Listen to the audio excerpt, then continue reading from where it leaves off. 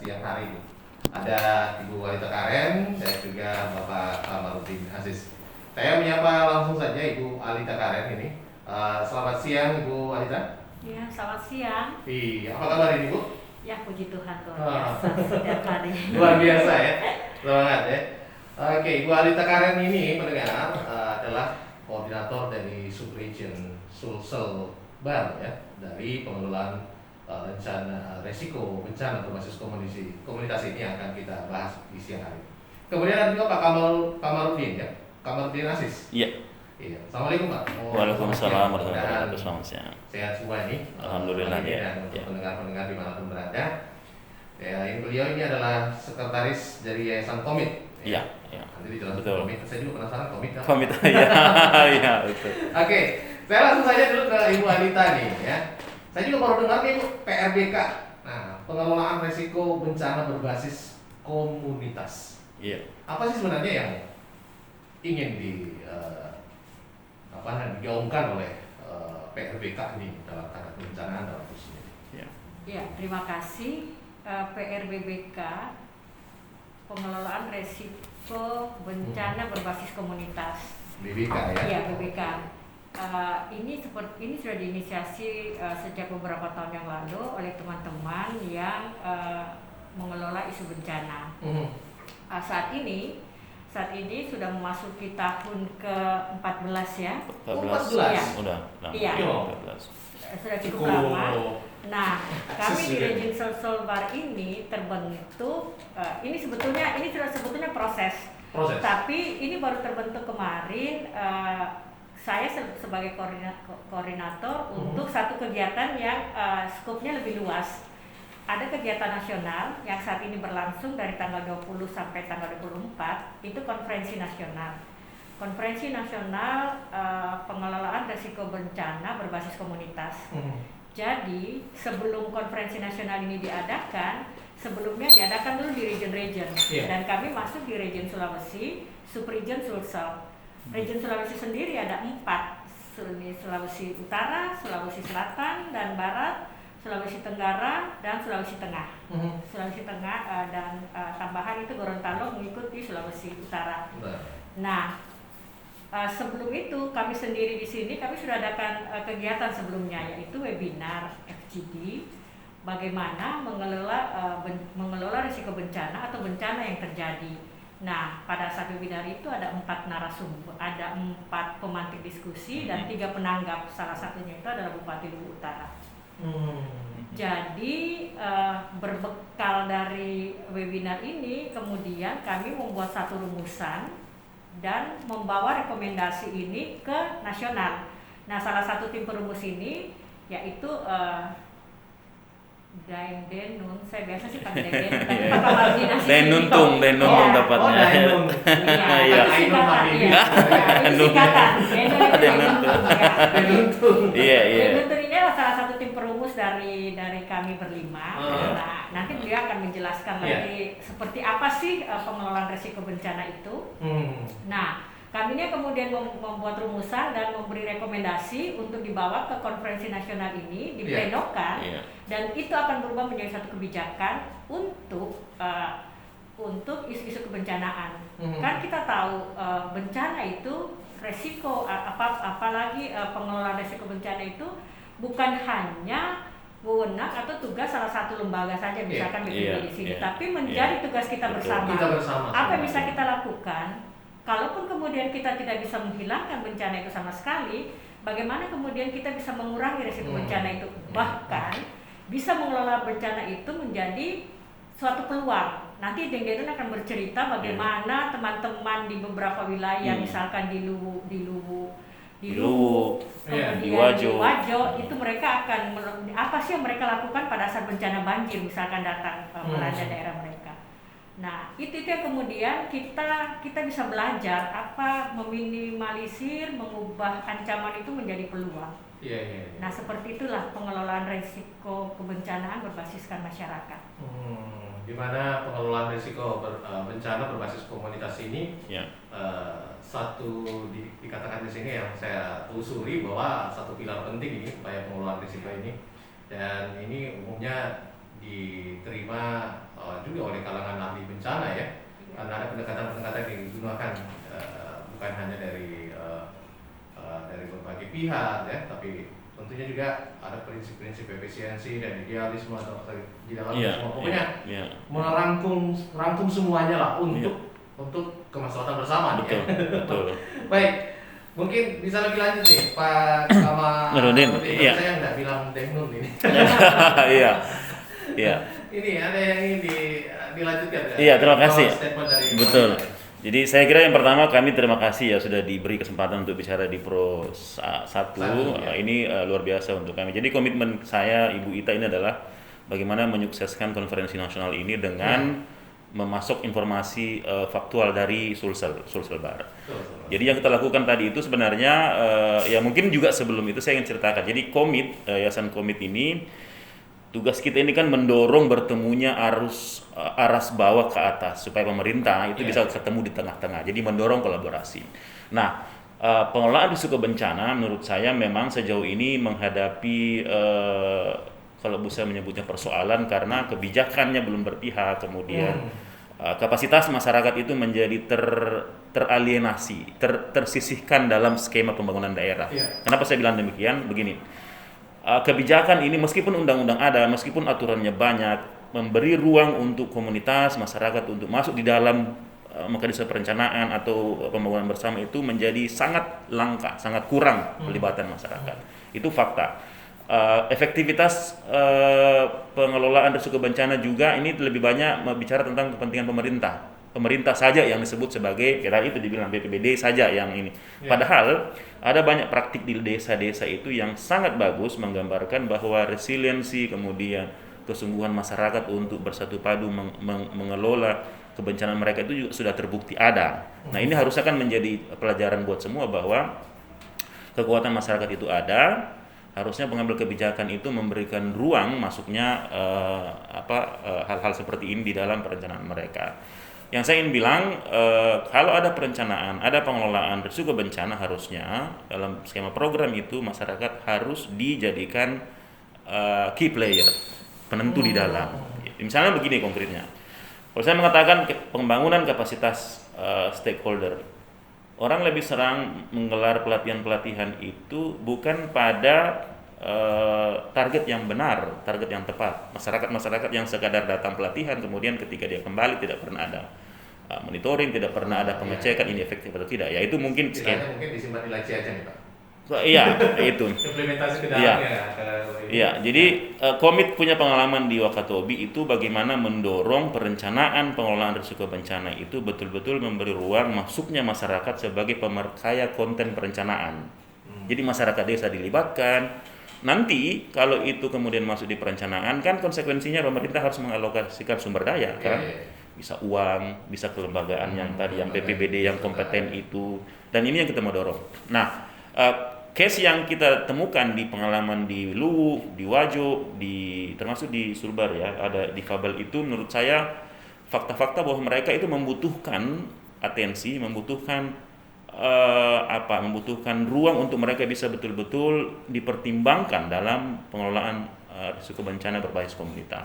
Contoh Mas saya panggil Mas aja, kenapa apa jadi? Jadi di Wajo itu di Danau Tempe ada resiliensi. Masyarakat itu bagaimana air naik, bagaimana ketika banjir itu sudah tahu polanya. Iya. Itu bukan proyek, itu memang murni datang dari mereka. Di mana lagi? Di Sulbar juga begitu. Di Fabel ini mereka kehilangan mereka seperti tidak bisa berkompetisi kalau tanda kutip ada rebutan bantuan kan. Mereka nirdaya, mereka tidak bisa, tetapi mereka harus cari jalan keluar. Caranya dia bikin semacam sekretariat posko yang memungkinkan bahwa semua proses itu jelas. Informasi siapa penerima, bagaimana mendeliver bantuan, bagaimana mengawasi, bagaimana melaporkan, mereka punya skema. Jadi ketika ada orang mau bantu, itu jelas, saya kayaknya lebih ke sini deh, mereka lebih well prepared begitu, lebih siap. Nah, itu contoh saja bahwa mereka ada inisiatif. Lalu apa yang kita harapkan dari konferensi nasional ini? Tadi Mbak Ita bilang bahwa kami sudah menghasilkan telaahan mengenai realitas lapangan, bagaimana bupati terkait kebijakan, DPRD juga kita panggil ya. Ande Janur Jauri itu dari DPRD provinsi juga memberikan kontribusi, pemikiran bahwa kebijakan kita, regulasi kita banyak. Tapi ini komitmen pemerintah daerah untuk memasukkan dalam pengalokasian sumber daya dan atensi itu nyaris tidak ada. Perda pun tidak ada, belum ada katanya yang mengakomodir program ini. Lalu kita harapkan sebenarnya kita tetap memberi ruang atau mendorong partisipasi masyarakat ini itu masuk dalam ranah kebijakan, tidak diabaikan. Yang kedua, pengembangan kapasitas itu harus dilakukan dengan metodologi yang tepat. Poin saya begini, kalau misalnya capacity building atau pelatihan, ya tolonglah melibatkan training provider yang kompeten. Jangan asal training, jangan asal melakukan itu tanpa jelas misalnya metodologi, berapa lama, apakah masyarakatnya betul-betul bisa fungsional setelah di training dan seterusnya. Itu kan banyak yang terjadi di kita. Saya kira seperti itu. Jadi kenapa kami antusias di sini karena ada kesan ini Pak. Jadi risiko bencana itu dianggap hanya urusannya orang luar. Masyarakat itu tidak paham literasi bencana. Padahal itu ada sebenarnya. Penganggaran kebijakan itu cenderung tidak berpihak kepada masyarakat, lebih banyak pada aspek-aspek pembangunan infrastrukturnya, bantuan-bantuannya, tapi peranatanya itu tidak dikelola dengan baik. Nah, Mbak Ita ini mendorong supaya pengelolaan risiko bencana ini betul-betul bisa mengakomodir banyak kepentingan dan menempatkan masyarakat yang memang di garda depan itu sebagai pengambil inisiatif. Begitu. Gitu barangkali ya. Ya. Jadi bagaimana mendorong apa yang dirasakan oleh masyarakat begitu ya, yang belum terakomodir. Nah ini mungkin kalau tadi tanda kutip Bapak bilang belum ada, bahkan dari pihak pemerintah pun ini hanya gimana ya. Nanti mungkin kalau gambarannya bagi saya orang awam, mungkin nanti terjadi bencana baru di jalan. Sementara untuk mencegahnya ini ataupun warning untuk meminimalisir dampak yang selalu mungkin dikatakan setiap tahun itu sudah bisa dipetakan gitu ya, musim penghujan seperti ini dari misalnya dari badan BPBD atau apa itu sudah ada pemetaannya kan. Nah sementara yang ini digaungkan ini dari masyarakat kita tahu nih tapi kenapa belum direspon dengan ini. Nah itu yang dibilang Ibu Bupati Luwu Utara. Jadi mana responnya Bu? Mungkin sedikit berbicara. Kalau di Mamuju di Luwu Utara. Respon mereka terkait dampak alam mungkin apalagi mungkin kalau disambung dengan dampak perubahan iklim sekarang. Semakin tahu semakin bahkan bisa lebih besar. Ya, itu yang dikatakan oleh Ibu Bupati. Memang kekagukan pada saat bencana yang seperti itu. Sama-sama tidak siap, baik masyarakat maupun pemerintah. Nah, kasus Luwu Utara pada saat banjir bandang kemarin kemudian membuka mata Ibu Bupati, oh ternyata ada yang salah gini dengan pengelolaan, gitu kan? Banjir bandang kan tidak mungkin terjadi begitu saja, pasti ada aspek. Nah, kemudian akhirnya beliau bilang, oh berarti memang selama ini, taruhlah contoh terkait RT RW itu tidak ada rencana tata ruang wilayah tidak pernah ada update gitu kan. Harusnya menurut beliau minimal 5 tahun sekali. Cocok tidak ini RT RW seperti itu salah satu contohnya.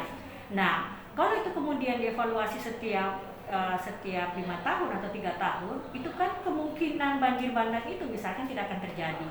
Itu satu. Kemudian kedua, misalkan seperti apa yang dilakukan oleh masyarakat Wajok, Kelurahan Lailo misalkan. Mereka tahu setiap tahun itu danau Tempe itu airnya meluap setiap tahun dan itu tidak bisa dihindari. Nah, belajar dari itu mereka memakai kemudian kearifan lokal, belajar tentang kalau hujan misalkan 1 minggu ini akan begini jadinya. Misalkan tiba-tiba ada sejenis unggas itu dia keluar kemudian pindah rame-rame ke sini. Berarti di sini yang banjirnya air akan naik. Nah, mereka sudah siapkan itu. Jadi dalam perencanaan mereka sudah prepare semua, bangunan dinaikkan, kemudian menyiapkan bambu pada saat banjir, eceng gondong itu mereka sudah pasang pancangnya, jadi dia nggak masuk untuk merusak rumah. Nah itu kan kemudian, dan yang satu hal, kemudian mereka melihat, pada saat air danau naik, ikan-ikan itu juga keluar. Nah akhirnya mereka justru, oh ini peluang kami gitu ya. Jadi itu ikan itu keluar, kemudahan bagi mereka untuk kemudian mengelola. Salah satu juga yang kemudian menjadi kearifan mereka, setiap hari Jumat itu mereka tidak boleh melaut, tidak boleh mengambil ikan di danau. Tujuannya apa? Supaya ikan itu bisa berkembang biak dengan bagus, kemudian tetap ada hidup di sana. Jadi memang mereka combine. Begitu juga dilakukan oleh kepala desa di Luwu ya, Bonelemo. di Bonelemo misalkan, Pak Kadesnya. Pak Kades itu malah memasukkan PRB, pengelolaan resiko bencana di dalam anggaran desanya, dana desa, di RPJMDes-nya, malah visinya itu memasukkan isu PRB ini. Betul. Inilah yang kemudian belum tentu diketahui oleh pemimpin-pemimpin desa lain misalkan, atau mereka tidak paham. Nah, kami berharap ini selalu bisa digaungkan. Kalau memang bisa dimasukkan dalam anggaran perencanaan, karena kalau tidak dilakukan seperti ini ya sudah, pada saat bencana semua akan gagap. Apa yang akan kami lakukan gitu kan? Nah, berbicara nyambung langsung, nanti Deng tambahkan karena mereka juga berbicara isu perubahan iklim. Nah, pada saat perubahan iklim misalnya, gitu, isu ini.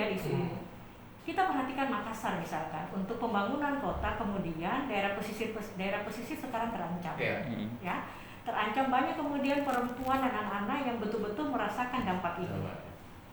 Dan kemudian ternyata pada saat berbicara perda ini, itu ternyata tidak ada perempuan yang kemudian dilibatkan, sementara yang sangat mengalami dampak terhadap isu perubahan iklim ini justru perempuan dan anak. Bagaimana kemudian perempuan nelayan tidak bisa melaut? Bagaimana ini kekerasan ini akhirnya terjadi juga di sini. Jadi double gitu loh ini dampaknya.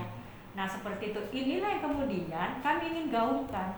Ayo, apa yang bisa komunitas lakukan? Kemudian apa yang kemudian pemerintah bisa lakukan? Mari kita duduk bersama, sehingga kemudian kebijakan-kebijakan yang dihasilkan itu bisa bermanfaat. Kan selama ini kebijakan yang diambil hanya kita melihat dari posisi pemerintah saja gitu kan, tidak melihat kemudian apa kebutuhan masyarakat. Boleh dikatakan mungkin aspirasi yang masuk itu aspirasi 5 tahun kemarin. Iya. Sementara kita butuh visi yang 10 tahun ke depan. Makanya tadi kebijakan itu tadi yang maksudnya. Nanti Deng tinggal tambahkan apa sih yang kami harapkan gitu loh dari kemudian konferensi nasional ini bisa diturunkan supaya kami di daerah juga bisa melakukan apa dari sisi komunitas seperti itu. Iya, kalau saya simpel yang tadi itu. Jadi kalau bicara kebijakan, ini ada namanya pengalokasian sumber daya. Jadi mungkin tidak harus dengan uang ya, tapi juga the right man on the right position, place, kemudian kompetensi yang memang tumbuh dari personil di masyarakat itu dianggap sebagai kekayaan daerah. Jadi pengalaman kayak di Bonelemo itu yang bisa masukkan penanganan risiko bencana atau PRB itu di RPJMDes, menurut saya potret kecil harusnya itu juga bisa berlaku di kabupaten, berlaku di provinsi, bahwa ada atensi pada pengaruh utamaan isu-isu kebencanaan itu. Nah ini kalau bisa menginspirasi ya, kalau bisa ya kabupaten lain atau kota lain atau desa lain juga begitu kan, yang tadi yang dimaksudkan Mbak Ita itu. Nah ya memang ini di situasi pandemi, budget pemerintah terbatas, tapi saya kira sekali lagi saya bilang ini bukan this not about money ya, ini bukan soal uang, ini soal kolaborasi di tingkat warga, bagaimana mereka menggunakan sumber yang ada. Kayak tadi itu kayak eceng gondok itu bisa menjadi ini, ada tonggak-tonggak itu contoh yang paling konkret bahwa mereka bisa mengembangkan dari potensi yang ada. Nah harapan kita sebenarnya ya di webinar kemarin saya kunci pada perlunya menghidupkan forum pengelolaan risiko bencana termasuk yang berbasis masyarakat di Sulawesi Selatan dan Sulawesi Barat. Karena kesan kita kan selama ini kalau ada program-program itu kan biasanya yang mengendalikan, mendominasi itu biasanya donor ya atau sponsor, proyek-proyek lah bahasanya. Nah yang ini kita sampaikan waktu itu, ayo kita hidupkan forum ini supaya semua yang berkaitan dengan kebencanaan, semua yang berkaitan dengan pengalaman-pengalaman warga seperti di Wajo, di Sulbar, di Bonelemo, Luwu itu bisa menjadi modal awal untuk memberikan transformasi nilai pada wilayah-wilayah lain. Jadi kalau ini bisa mengemuka menjadi satu kekuatan, ini yang disebut oleh Prof. Adi Maulana itu sebagai literasi kebencanaan. Jadi literasi itu menjadi dasar yang kuat untuk meminimalkan dampak bencana. Jadi waktu itu Prof Adi cerita ya tentang Jepang ya. Jadi sebagian besar yang terkena dampak itu justru bisa menyelamatkan dirinya karena dia punya pemahaman tentang bagaimana cara-cara penyelamatan diri, dan itu diperoleh dari training-training yang tepat.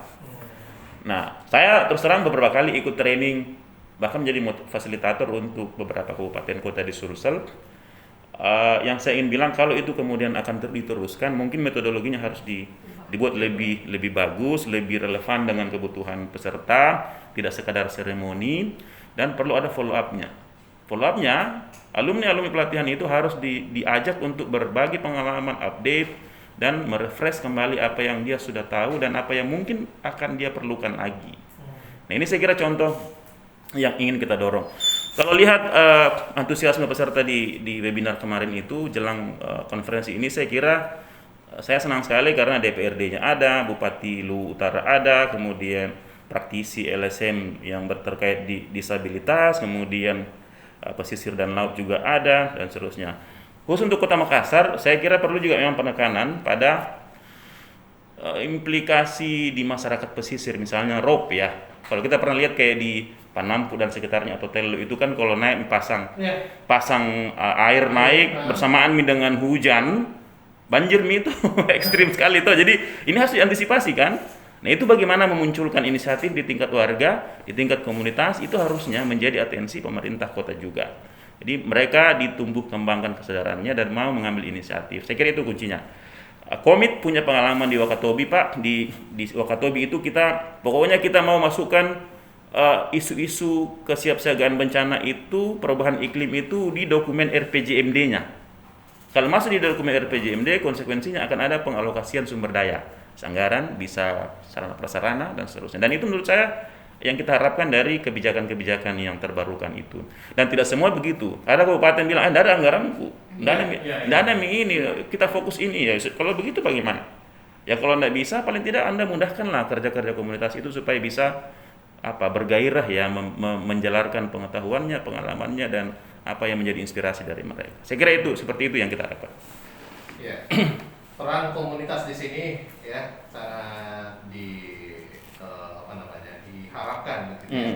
Karena mungkin kalau benturan langsung dengan kebijakan pembentuk kebijakan juga ini mungkin akan cukup berat ya. Ya, betul. Tapi bagaimana memberdayakan masyarakat lokal? Kearifan lokal, kalau tadi beberapa contoh daerah yang Bapak sebutkan atau Ibu Lita juga sebutkan tadi, memang itu ya, mungkin ada juga dengan faktor pengalaman dari kontur wilayah mereka, betul. Sebagainya. Tidak serta-merta mungkin tentunya dari kabupaten A bisa dilakukan di kabupaten B, C dan sebagainya. Tapi itu bagaimana itu bisa dimanfaatkan bahwa ini sangat berdampak luas bagi bukan hanya satu kampung itu, tapi bisa daerah itu kalau Contoh tadi kayak Luwu itu menarik sebenarnya. Jadi Luwu itu bupatinya ngerti apa kondisi spesifik kebencanaan daerah, apa yang dibutuhkan. Tapi coba kita tanya misalnya bupati-bupati lain, barangkali menurut saya tidak terlalu yakin kalau mereka memahami seluk-beluk kebencanaan daerahnya. Karena mereka pikir mungkin ayo kita bantu. Cukup dengan memperbesar anggaran kebencanaan, bukan jadi jawaban juga ya Pak. Ya, bangun fasilitas atau kantor-kantor atau apa bangunan-bangunan gitu. Tapi tentunya kalau kita rasakan juga kan seperti itu. Makin tiap tahun makin besar juga dampak bencana yang terjadi. Iya. Banjir dan sebagainya. Baru-baru saja juga di Wajo juga masih terasa gitu. Mbak Ita mungkin tahu itu. Coba kita tanya bagaimana perencanaan itu di peduli perempuan nih, anak-anak itu bagaimana itu sebenarnya. Susah kan? Susah. Baik, pendengar, untuk Anda di manapun berada masih menarik ini perbincangan. Saya juga masih penasaran terus nih dengan PRBBK ini. Sangat menarik bagaimana memberdayakan semua hal, baik itu masyarakat, komunitas dan juga pemerintah sama-sama berperan dalam mengurangi risiko bencana. Tapi kita akan kembali setelah yang melewati itu.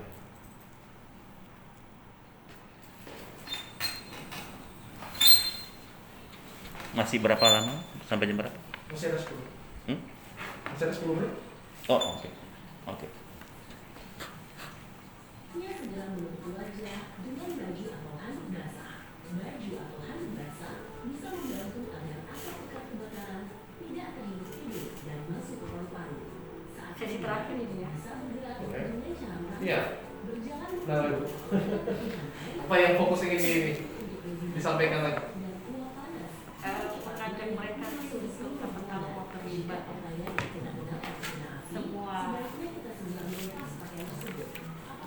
semua yang merasa bertanggung jawab. Semua yang merasa bertanggung jawab. Paling sedikit bertanggung jawab untuk diri sendiri lah. Mengurangi resiko bencana itu. Paling simpel saja, buang sampah lah di tempatnya. Jangan terlalu memakai produk-produk plastik. Kemudian apalagi kalau sudah dilempar ke laut. Itu juga yang masalahnya. Iya. Dari sendiri, dari lingkungan sekitar. Iya. Ada kalanya orang tidak menyadari bahwa rumah adat ataupun rumah panggung memiliki banyak keunggulan jika dibandingkan dengan rumah yang terbuat dari batu bata. Memang ada sebagian orang menganggap rumah panggung sudah ketinggalan zaman, kuno dan tidak modern dipandang mata. Terlepas dari semua itu, perlu disadari bahwa rumah adat ataupun rumah panggung punya nilai budaya dan sejarah yang perlu dilestarikan keberadaannya. Unsur seni dan estetika yang menghiasi serta memiliki manfaat sebagai rumah sehat, dan perlu diketahui bahwa salah satu keunggulan rumah panggung adalah sebagai rumah tahan gempa. Pesan ini disampaikan oleh Radio Republik Indonesia 94,4 FM. Pro 1 RRI Makassar.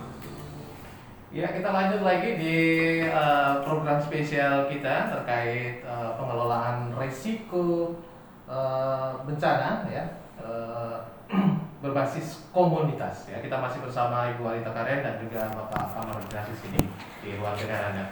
Nah, mungkin kita di sesi ini bahas terkait memulai nih, Bu ya. Ibu Lita, memulai dari diri sendiri seperti apa nih yang mungkin bisa dipraktekkan langsung kepada masyarakat sekitar kita ini untuk mengurangi risiko bencana gitu, yang bisa saja terjadi kapan saja yang harus kita respon. Sebetulnya simpel sekali sih kalau kita secara pribadi maupun secara komunitas ingin mengurangi risiko bencana. Kalaupun kita ingin memulai dari diri sendiri, kalau seperti kita yang di kota ya, Makassar khususnya ini, kalau kita jalan, kalau kita lihat kiri, lihat kanan, tetap saja ada sampah di muka tak. Tidak pernah tidak ada. Nah, kali ini kami menghimbau, mulailah dari diri sendiri. Di muka kita, bahkan mungkin di depan wajah gitu. Saat di samping mobil gitu. Ya, kalau jengkel kalau kita tiba-tiba di atas mobil atau di atas motor ya, kendaraan apapun itu, kemudian orang dengan cuek buka jendela mobil buang sampah gitu ke jalan. Biasa ya cuman kita bilang aduh pasti dari kampung gitu ya. Tidak kemudian tidak menstereotip kata kampung kan, maksudnya kadang-kadang bahasanya apa, di perbuatan sikap-sikap seperti itu sangat-sangat tidak masuk di akal saya. Maksudnya mulai dari diri kita sendiri. Kalau kita kemudian kemana-mana, saya pribadi kalau kemana-mana tetap ada tas, jadi apapun yang mau dibuang pasti saya masukkan dulu ke dalam tas itu.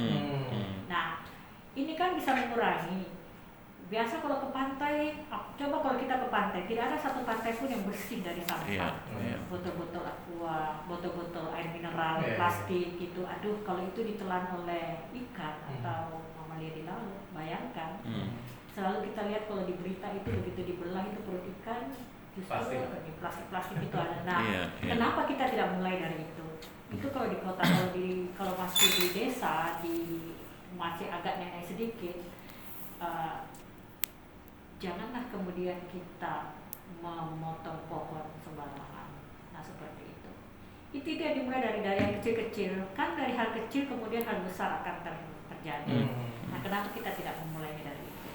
Kalau di sisi lain lagi mungkin dia beda karena mereka melihat dari sisi yang lebih besar. Kalau saya kecil-kecil itu. Ya, adanya. Iya. Saya kebetulan ini kebetulan baru 2 hari lalu kita dari Maros, Pak Inambah yang tadi. Jadi komunitas sepeda kami itu di Sembansa Makassar angkatan 89 itu goes langsung dari Makassar ke Maros. inspirasi yang relevan dengan tadi itu. Jadi kita menyaksikan bagaimana warga di desa itu mandi di sungai, dan di kiri kanannya itu ada banyak sampah-sampah plastik, pembalut lah, pampers lah, gelas-gelas plastik, itu banyak sekali di sekitar sungai. Tapi itu dianggap biasa-biasa saja. Mereka mungkin tidak pernah membayangkan bahwa yang tadi itu disampaikan Mbak Ita akan sampai ke laut dan itu akan menjadi sampah dan lama di dalam dan bisa merusak ini. Nah, ini yang saya ingin bilang, betapa orang tidak mengambil inisiatif itu barangkali karena dia belum merasakan dampaknya ya. Belum melihat, dia tidak pernah bayangkan kalau misalnya sampah-sampah plastik itu bisa berdampak pada diare, pada sedimentasi, pada pendangkalan di sungai, dan itu kemudian membuat mereka banjir juga sebenarnya. Nah, ini hal-hal ini yang perlu kita dorong. Yang kita lakukan kemarin itu aksi peduli sungai. Jadi teman-teman ini, alumni ini tiba-tiba ada inisiatifnya. Jadi langsung ayo kita kumpulkan dan saya sempat bikin videonya itu, beritanya, dan kita ingin memberi contoh Pak. Jadi sebenarnya ini harusnya memang menjadi, itu sudah top main kita, bahwa kalau ada yang kayak gitu ya harus ambil sesuatu, harus ada inisiatif untuk membereskan, menyampaikan ke warga untuk tidak lagi buang sampah. Harus selalu menjadi pemandu gitu. Iya. Kemudian poin pentingnya memang untuk kebencanaan ini kan memang ada namanya mitigasi ya dan adaptasi. Tadi ini kita bicara tentang masyarakat yang beradaptasi dengan baik. Kalau mitigasi kan sepertinya lebih pada aksi-aksi cepat begitu, dan banyak orang bisa kaitkan dengan infrastruktur. Jadi bangun inilah, tapi padahal bukan itu. Kalau ini sudah kalau pikiran kemudian hatinya mau bergerak, cara ya. Di Makassar saya kira itu juga PR ya untuk kita supaya bisa nanti lebih siap begitu untuk menghadapi bencana. Jangan heran kalau misalnya banjir itu ya simpel karena sampah ya di mana-mana menggenang saluran. Kalau tiap tahun kita keruk itu kan dana keluar lagi, padahal kalau kesadaran di awal.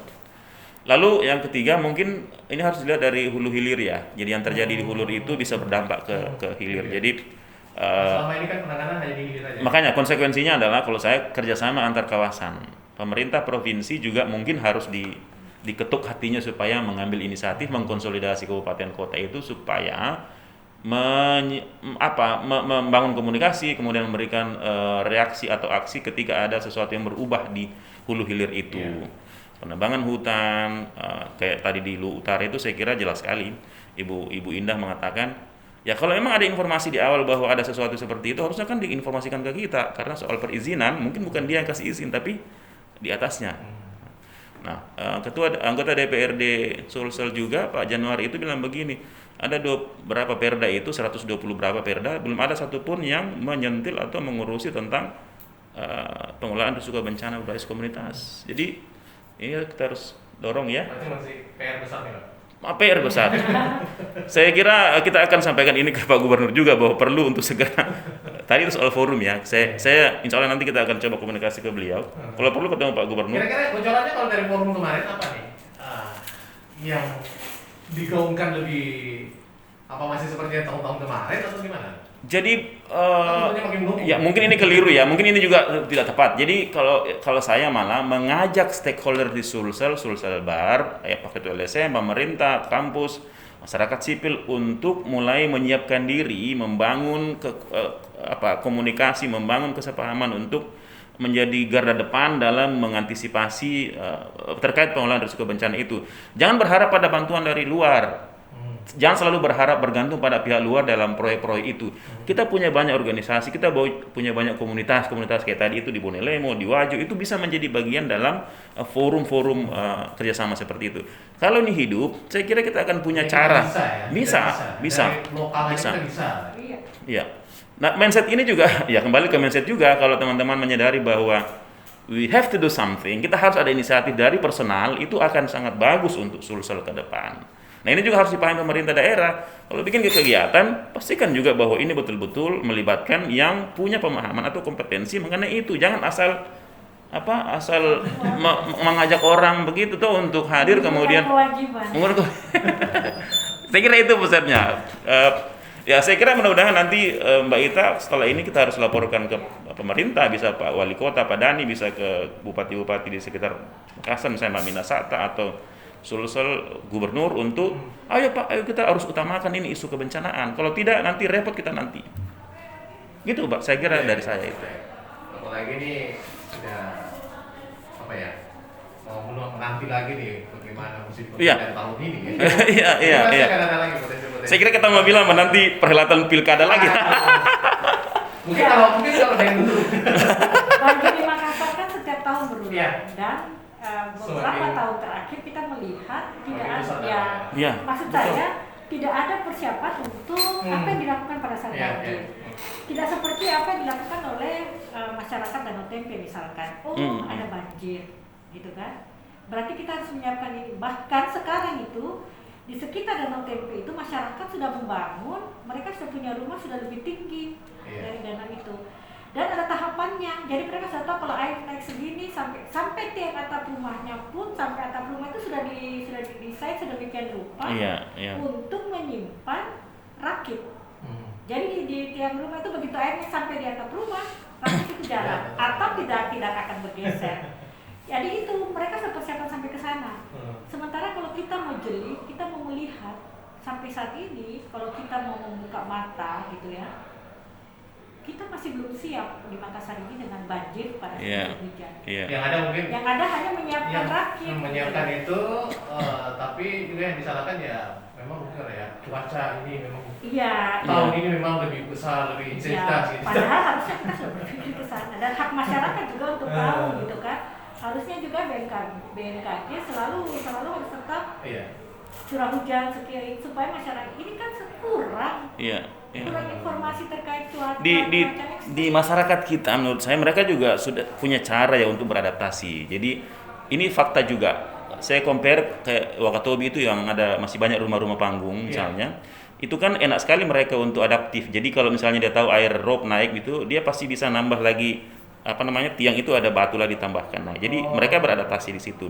Bayangkan lagi kalau kayak Makassar yang rumah batu semua. Kalau naik air tidak bisa pindah kemana-mana kan. Dan itu harusnya menjadi peringatan juga bahwa pada tingkat masyarakat itu mereka lebih fleksibel dalam merespons perubahan-perubahan ini.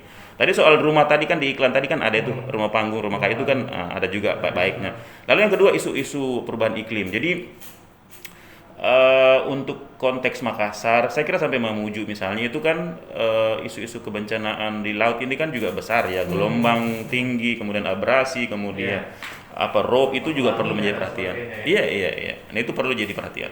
Baik. Karena mungkin waktu juga membatasi nih jumpa kita, seru sekali nih. Tapi mungkin di lain kesempatan kita bisa siap, terima kasih. ulas lagi lebih banyak ini dari Bu Adita Karen, selaku koordinator Subregion Sulsel Bar dari PPBBK ini. Kemudian Pak Kamarudin Aziz, Sekretaris Yayasan Komit. Terima kasih untuk waktunya. Ini adalah informasi mahal nih Pak.